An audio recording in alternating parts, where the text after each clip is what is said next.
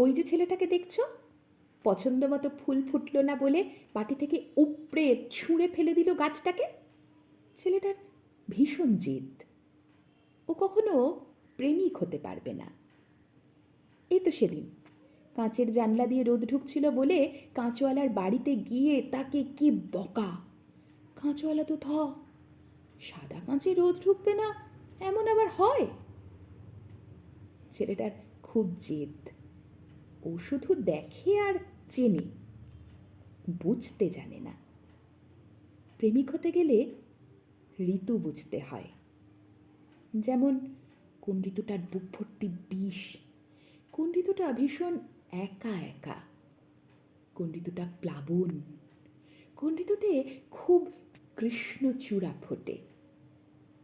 ছেলেটা ঋতুই বোঝে না, ও শুধু দেখে আর চেনে, বুঝতে জানে না। ছেলেটা কোনোদিন প্রেমিক হতে পারবে না।